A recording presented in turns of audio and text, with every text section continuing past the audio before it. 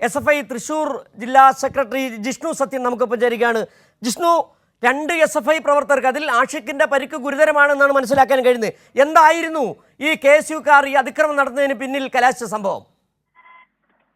Disown കലോത്സവം കഴിഞ്ഞ 24 മുതൽ ആരംഭിച്ചിരിക്കുകയായിരുന്നു. അപ്പോൾ KSU-MSF ആണ് ഇതിന് നേതൃത്വം കൊടുക്കുന്നത്, യൂണിവേഴ്സിറ്റി യൂണിയന്. ഈ കലോത്സവം ബന്ധപ്പെട്ട് തുടങ്ങിയ ഘട്ടം മുതൽ നിരവധി വിഷയങ്ങൾ ഈ കലോത്സവം ബന്ധപ്പെട്ട് ഉയർന്നു വരുന്ന നിലയുണ്ടായിട്ടുണ്ട്. പൊതുവെ കലോത്സവം നടത്തിപ്പ് ബന്ധപ്പെട്ട് വലിയ പ്രയാസം രൂപപ്പെടുന്ന നിലയുണ്ടായി.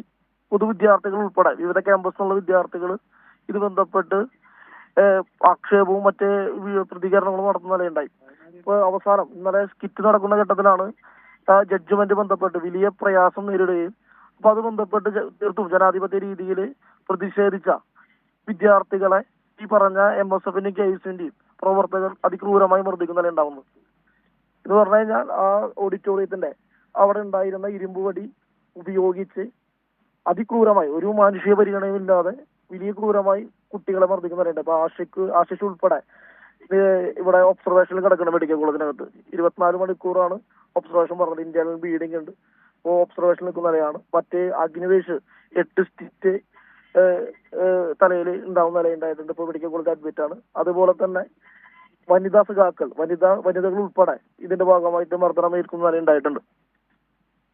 ഈ KSUക്കാർ മാത്രമേ ഉണ്ടായിരുന്നുള്ളൂ, പുറത്തുനിന്ന് അറിയേണ്ട സഹായം KSU-നുണ്ടായിരുന്നു. KSU-യും MSF-ഉം സംയുക്തമായാണ് ഈ അക്രമം അഴിച്ചുവിട്ടതെന്നാണ് ജിഷ്ണുവിൻ്റെ വാക്കുകളിൽ നിന്ന് നമുക്ക് മനസ്സിലാക്കാൻ കഴിയുന്നത്. മാത്രമല്ല, മറ്റു ചോദ്യം, ഈ സ്കിറ്റുമായി ബന്ധപ്പെട്ടുണ്ടായ അവതരിപ്പിക്കുന്ന പ്രശ്നങ്ങളിൽ ആദ്യം മത്സരാർത്ഥികൾ തന്നെയാണ് ഈ പ്രശ്നങ്ങൾ ചൂണ്ടിക്കാട്ടിയെന്നാണ് മനസ്സിലാക്കാൻ കഴിയുന്നത്. അങ്ങനെയായിരുന്നോ? ഇത് KSU-SFI സംഘർഷമായിരുന്നില്ല. ഇത് ഈ കലോത്സവം ബന്ധപ്പെട്ട് അവിടെ അവരെ സംഘാടനവും ബന്ധപ്പെട്ടുണ്ടായ കുറവുകളെ ചൂണ്ടിക്കാണിച്ച വിദ്യാർത്ഥികളെ മർദ്ദിക്കുന്നതാണ് ഉണ്ടായിട്ടുള്ളത്. ഇത് ഈ കലോത്സവം ബന്ധപ്പെട്ട് ഡിസോൺ കലോത്സവം ബന്ധപ്പെട്ട് 68 ക്യാമ്പസിൽ നിന്നുള്ള വിദ്യാർത്ഥികളാണ് ഈ കലോത്സവം ബന്ധപ്പെട്ട് പങ്കെടുക്കുന്നത്. 68 ക്യാമ്പസിലുള്ളത്. അവിടെ തുടങ്ങിയ അന്ന് മുതൽ നിരവധിയായ വിഷയങ്ങൾ രൂപപ്പെടുന്ന നിലയുണ്ടായിരുന്നു. ഒക്കെ വിദ്യാർത്ഥികളാണ് ചോദ്യം ചെയ്യുന്ന നിലയുണ്ടായിട്ടുള്ളത്. ഈ അവസാനം ഈ പറഞ്ഞ സ്കിറ്റ് ബന്ധപ്പെട്ട് അവിടെ സംഘടിച്ചിരുന്നതും വിദ്യാർത്ഥികളാണ്, SFI ആയിരുന്നില്ല.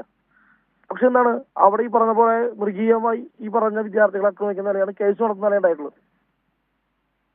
അതായത് ഈ മത്സരാർത്ഥികളെ അടക്കം മർദ്ദിക്കുന്ന ഒരു സാഹചര്യം വന്നപ്പോൾ SFI അതിൽ ഇടപെട്ട് ചോദ്യം ചെയ്തു. അതിൽ പ്രകോപിതരായി ഈ ഇരുമ്പ് വടി അടക്കം എടുത്ത് മർദ്ദിക്കുകയായിരുന്നു എല്ലാവരും. ഈ ആഷിഖിന്റെ ഒരു പരിക്ക് എങ്ങനെയുണ്ട്? ഗുരുതരാവസ്ഥയിലാണെന്ന് അറിയുന്നല്ലോ. ഗുരുതരാവസ്ഥയിലാണ്. അഗ്നിവേശിന്റെ തലയിൽ 8 സ്റ്റിച്ച് ഉണ്ട് അല്ലേ? 8 സ്റ്റിച്ച് ഉണ്ട്.